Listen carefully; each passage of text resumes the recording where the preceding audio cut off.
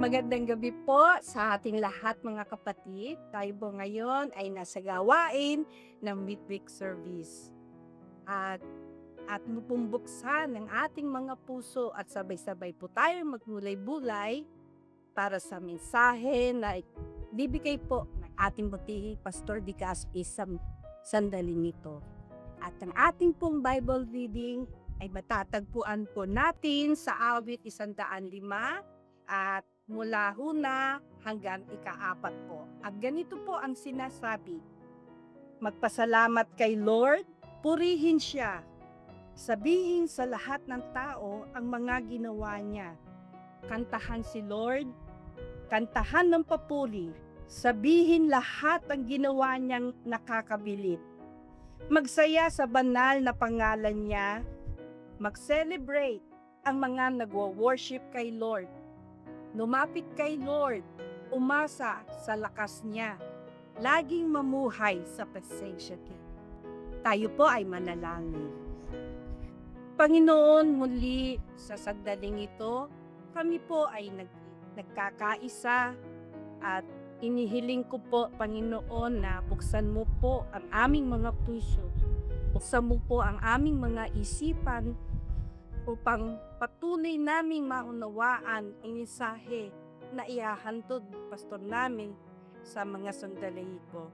Naway ang mensahe po ay maging inspirasyon po namin, maging kalakasan namin at magamit po namin sa aming pag-araw-araw na buhay, Panginoon. Kaya't, Panginoon, kami po ay patuloy na magpapasalamat sa iyo sa pag-iingat mo, paggabay mo sa bawat isa sa amin, at sa pag-provide po ng aming mga pangangailangan at sa mga blessings na aming tuloy-tuloy na pinagkakaloob mo at tinatanggap namin, Panginoon. O kaya't, Panginoon, amin pong ibinibigay sa iyo ang pinakamataas na papuri at pasasalamat. Naway presensya mo po ang aming maramdaman sa aming mga buhay. At salamat po. To God be all the glory. We thank you, Lord. Amen.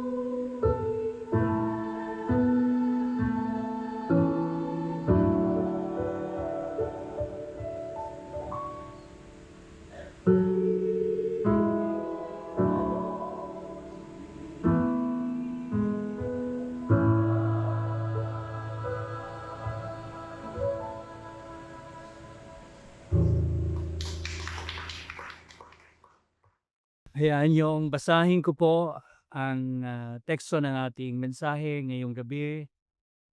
Ito po ay hangos sa sulat ni Lucas, kabanatang 24, talatang 44 hanggang 49.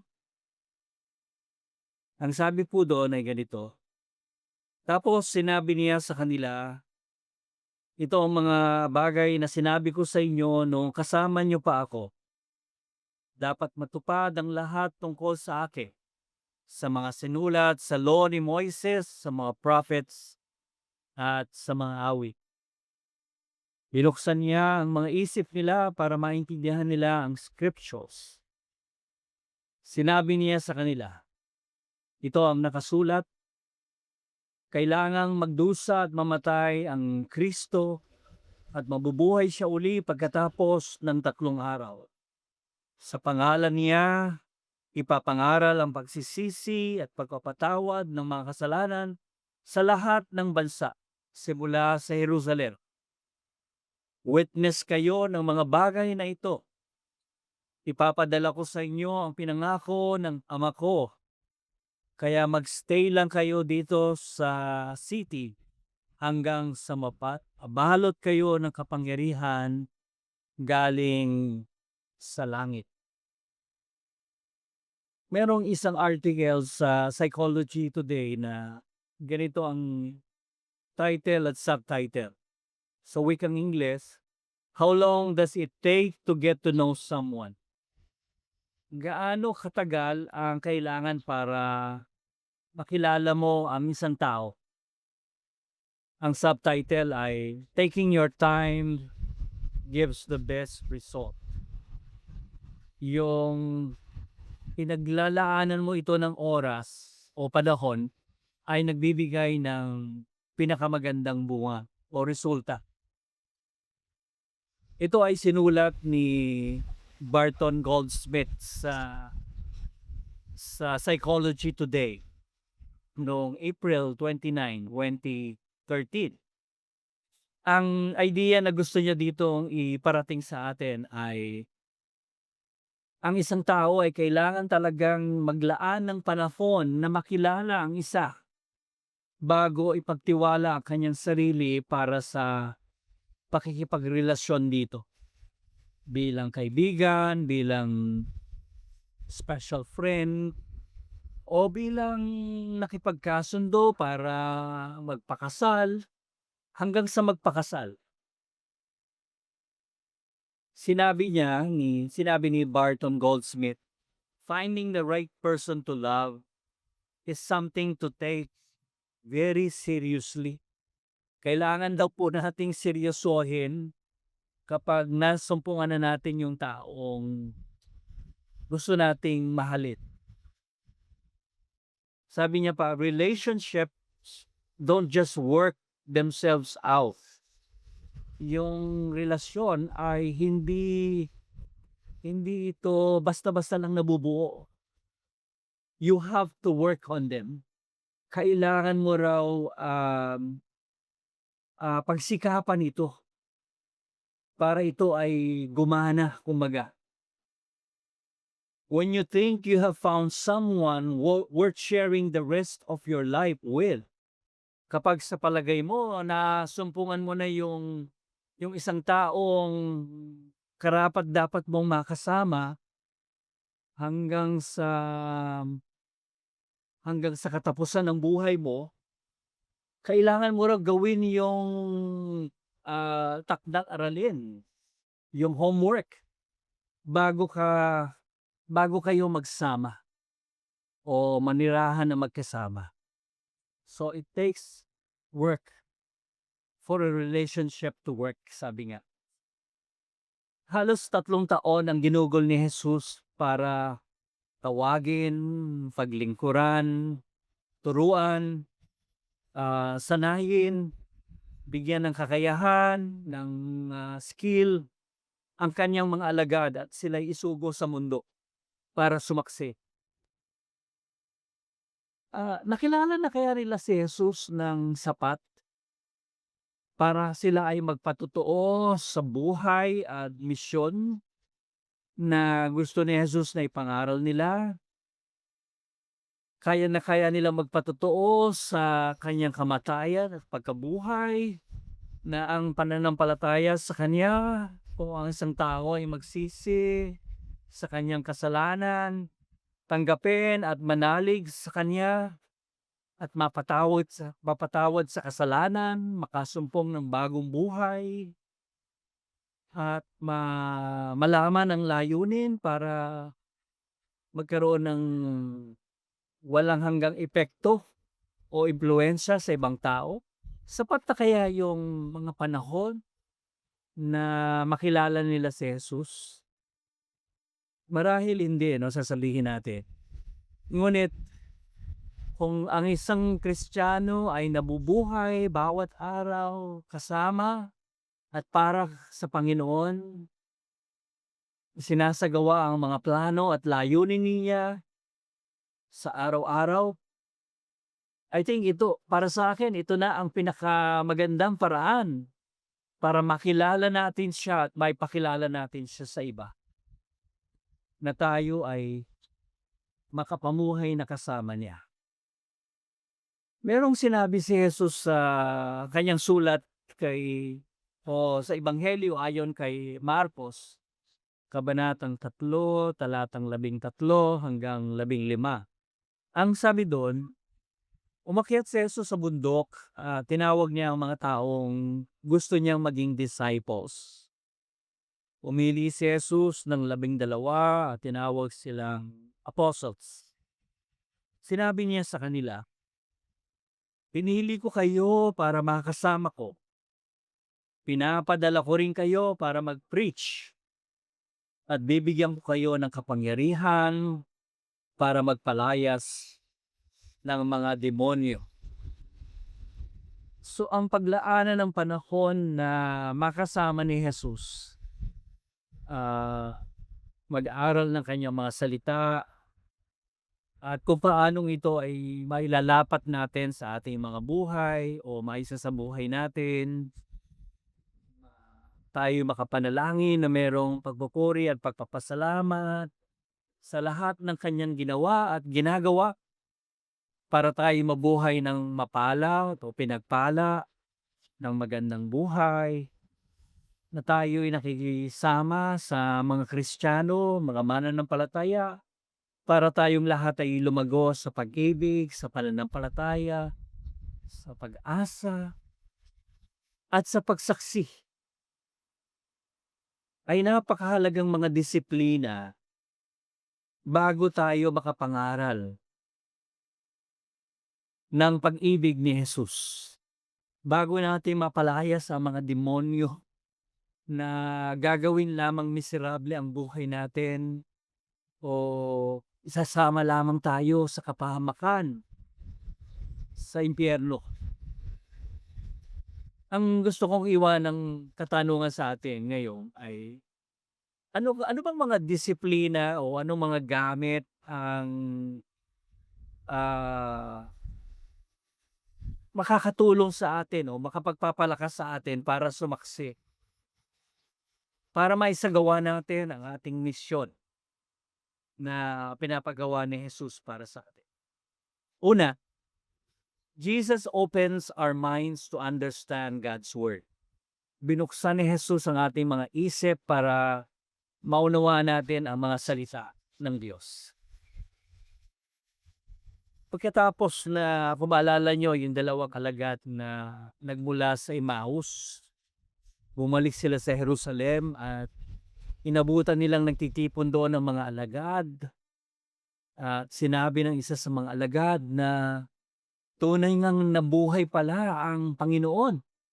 Nakita siya ni Simon, sabi nila. At yung dalawang alagad na nagmula sa Emmaus ay nagsabi rin na nagpakita rin sa amin ang Panginoon at nakilala namin siya nung kanyang pinaghati-hati ang tinapay.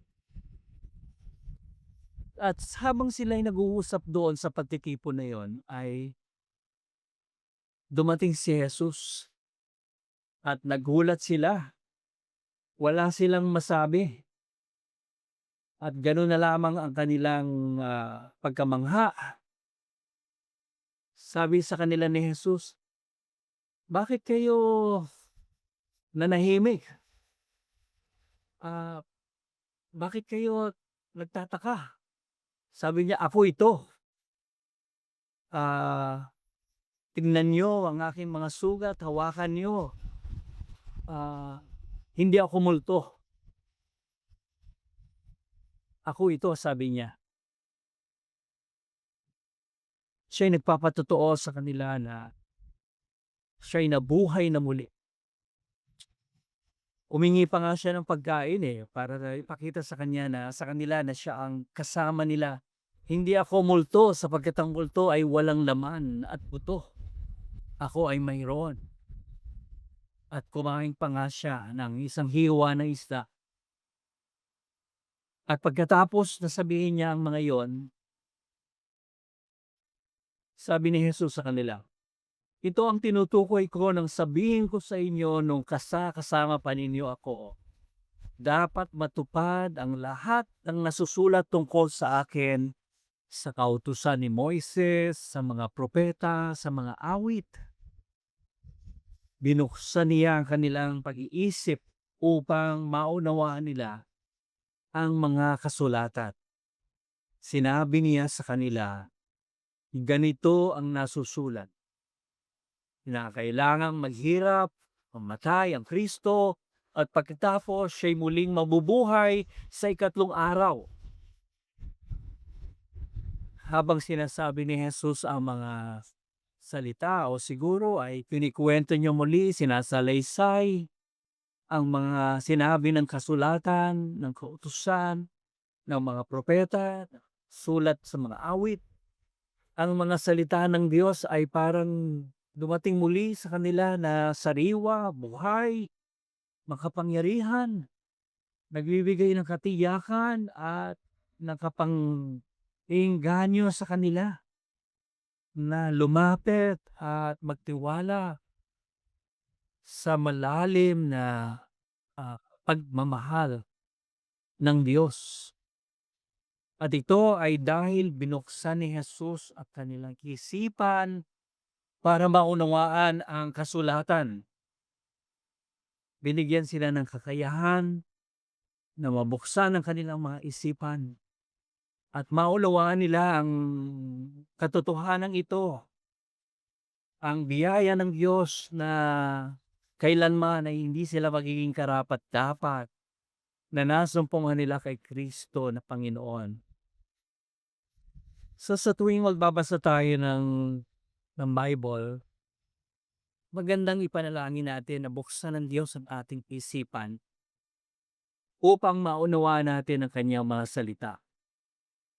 At tulungan tayo makatugon ng mayroong pagsunod at makapamuhay tayo sa katotohanan at biyaya ng Diyos bawat araw. Ikalawa, Jesus gives them a renewed mandate as His witnesses. Binigyan ni Jesus sila ng panibagong mandato para maging kanyang mga saksi. Sabi sa talatang 47 to 48 ng Lucas 24, sa kanyang pangalan ang pagsisisi at kapatawaran ng mga kasalanan ay dapat ipangaral sa lahat ng mga bansa magmula sa Jerusalem. Kayo ang mga saksi sa mga bagay na ito. Ilang araw bago mangyari ang masasabi nating pinakamadilim na panahon o pinakamahirap na mga sandali sa buhay ng ating Panginoon, na kung saan ang lahat ng kanyang mga alagad ay iniwan siya. Ang iba sa kanila ay itinatwa siya, ipinagkaila siya. Ang isa sa kanila ay ipinagkanulo siya. Sila na nagsasabing, sasama kami sa iyo hanggang sa kamatayan. Pero lahat sila ay nawala. Marahil pagkatapos nung nakapanlulumong karanasang yon para sa mga alagad, nakadudurog ng kanilang puso, ay gusto na nilang maghiwa-hiwalay. Gusto na nilang bumalik sa kanilang mga trabaho. Nawala yung kanilang pakiramdam na sila ay tinawag ng Diyos. Yung kanilang alab at init ng paglilingkod sa Diyos sa pamamagitan ng iba. Hanggang dumating ang panahong ito na kinausap sila ng Panginoon at sinabi sa kanila ni Jesus, "Kayo ang mga saksi sa bagay na ito."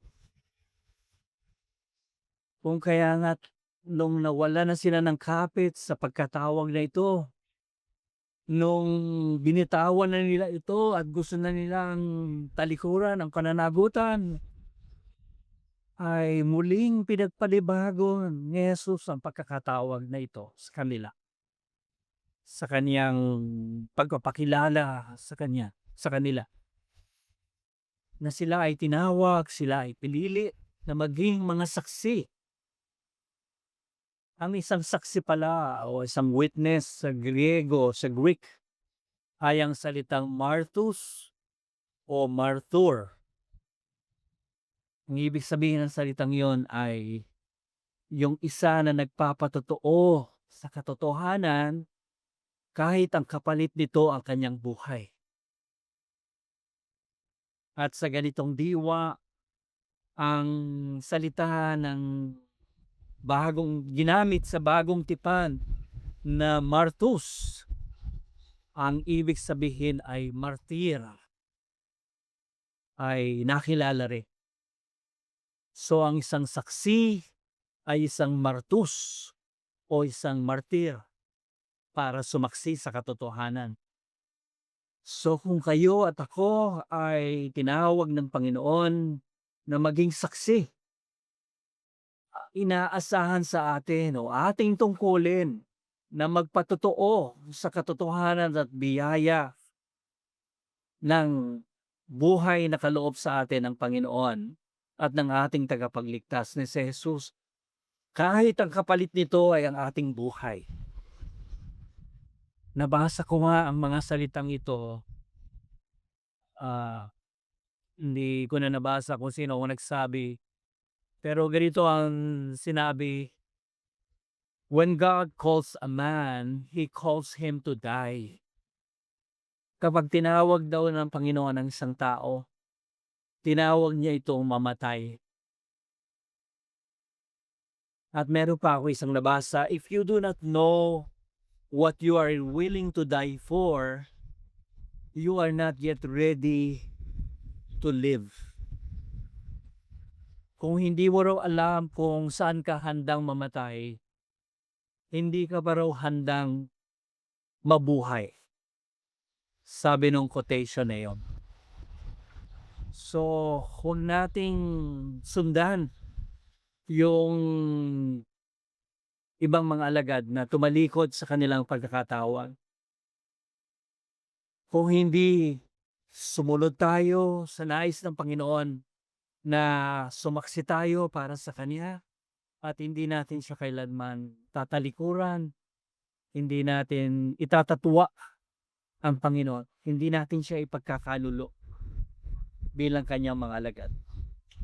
Paghuli, Jesus empowers them by the Holy Spirit to become a witness.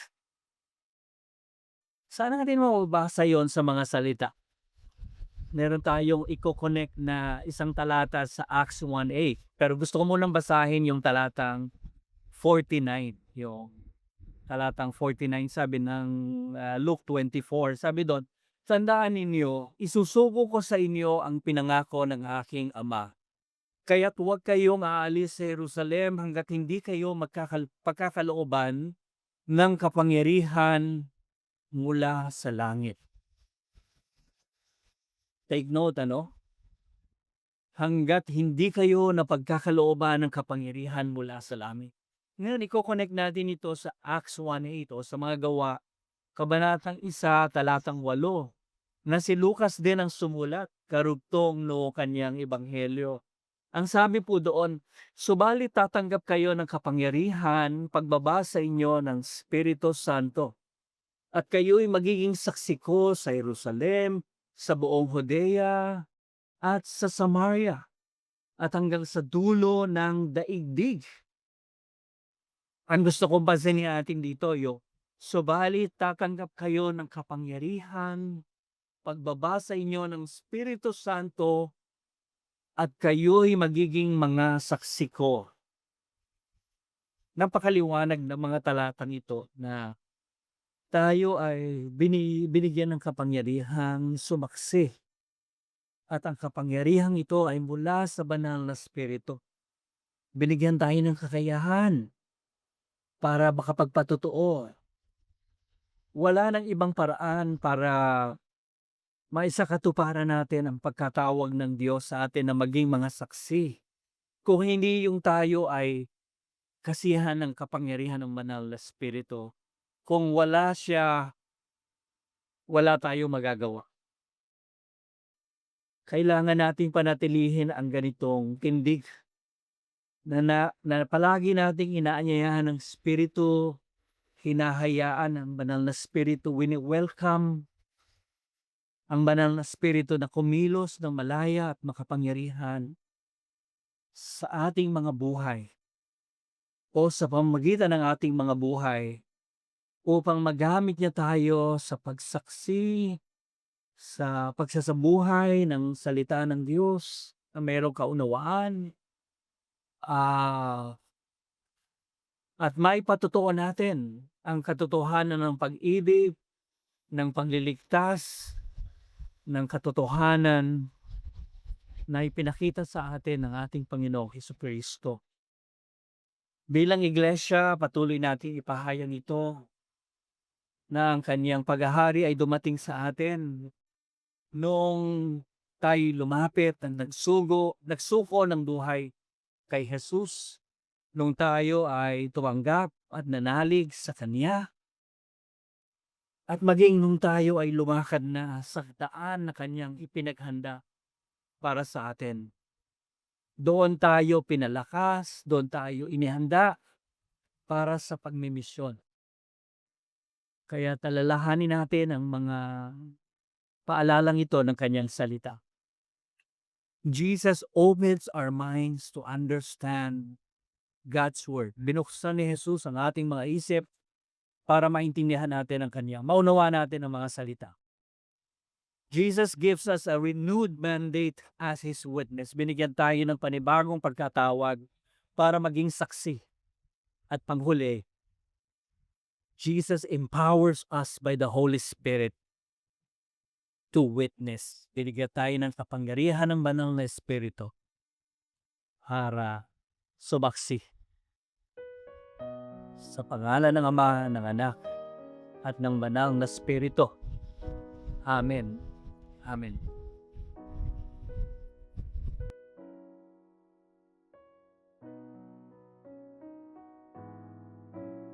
Pupuri kami sa iyo, O Diyos, nagpapasalamat sa pagkatawag, pagkahirang, at pagpapasugo po ninyo sa amin na sumaksi sa inyong buhay, sa inyong misyon ng pagliligtas para sa lahat. Salamat po, at isinama niyo kami sa inyong kaharian, sa inyong pamilya, bilang inyong mga tagasunod, bilang inyong mga alagad.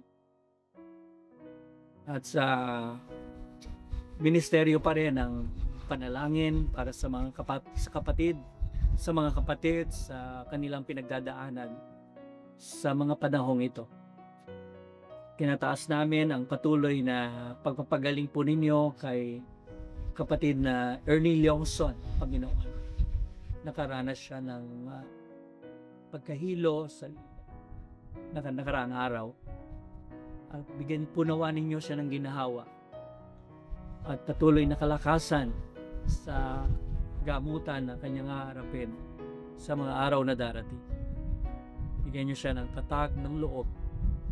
Ganon din si Mother Linda sa patuloy na pagpapalakas niya mula sa sa kanyang likod na sumasakit, Panginoon, at sa anumang bahagi ng kanyang katawan. Patuloy na recovery para kay Nori Villanueva, kay Alvin Panganiban, kay Glo de Guzman. Dalangin po namin ang inyong lubusang pagpapagaling sa kanya. Kay kapatid na Raquel at Pastor Harvey Lucena, dalangin po namin, O Diyos, ang patuloy ding recovery ni Chari Gondra Salazar, ni June Varela mula sa operasyon ng aneurysm, O Diyos.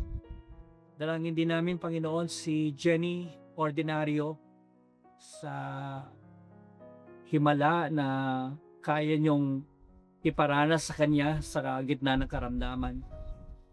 Maging si Abet na aming kasama, Sembrano, dalangin namin ang kagalingan mula sa UTI. At patuloy din recovery ni Jerome Mercado, Odnix. Salamat po. At marahil meron pang iba, yung mga nanonood ngayon via online, kawakan po nawa ninyo ang bahagi ng katawan na may sakit sa kanila at pagalingin po nawa ninyo ang kanilang mga karamdaman. Pinupuri namin kayo, O Diyos, sa patuloy nyo ring sama sa aming bayan sa gitna ng hinaharap na mga hamon ng mataas na presyo ng mga bilihin, lalong-lalo na ng krudo, gasolina, na nakaka-epekto sa maraming mga bilihin.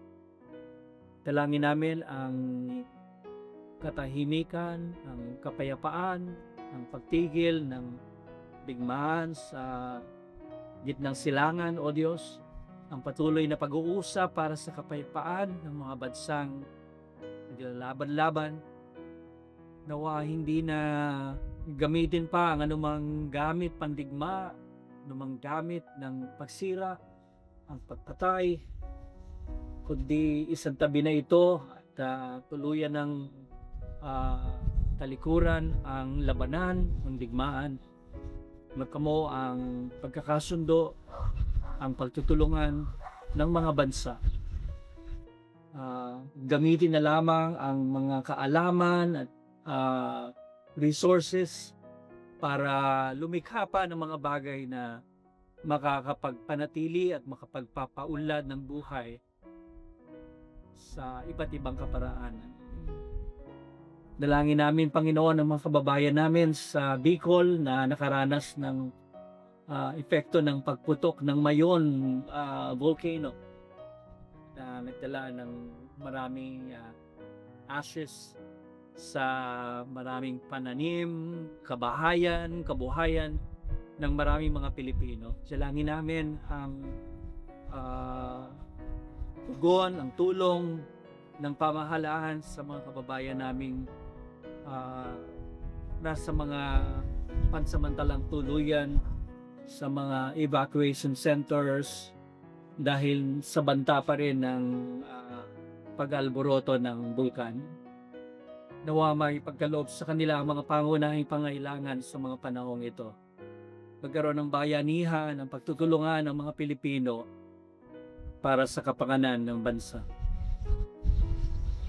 At pangunahan niyo ang pamahalaan sa pagtugon ng naayon at napapanahon sa pangangailangan ng mga kababayan namin. Panginoon, pag-isahin niyo ang aming mga pinuno para magtulong-tulong kami iangat, ipangon ang aming bansa mula sa pagkakalugmok nito sa mga anomalya ng korupsyon sa aming bayan. Maihatid ang lahat ng ito sa hustisya, sa katarungan, Panginoon. At mapanagot ang mga dapat na managot. Maibalik ang mga yaman ng bayan, O Diyos. Sa tulong at biyaya mo, salamat po. Mahal mo ang bansang Pilipinas. Nawa kami man ay matutong magbalik loob sa iyo, magsisi sa aming makasalanan, at hilingin ang iyong pagpapagaling para sa aming bayan, O Diyos. Gamitin mo ang buhay at misyon ng iglesia sa iba't ibang kaparaanan, iba't ibang paraan ng paglilingkod at pagkakatawag, O Diyos. Lahat ay ihadog namin sa kapurihan lamang at karangalan ng iyong pangalan.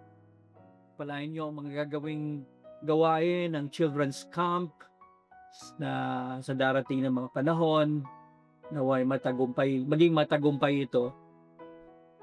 At anumang gawain pa ng iglesia sa mga darating na araw, lalo tigit sa paghahanda para sa darating na anibersaryo sa Hunyo.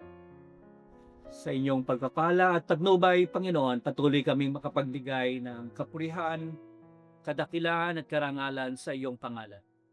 Ito ang aming panalangin sa pangalan ng aming Panginoong Jesus. Amen.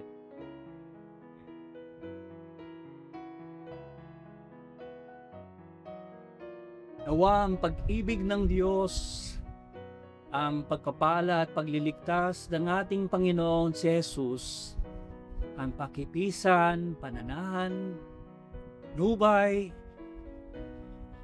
at pagpapalakas ng kapangyarihan ng banal na Espiritu ang siyang sumaating lahat mula ngayon at magpakailanman.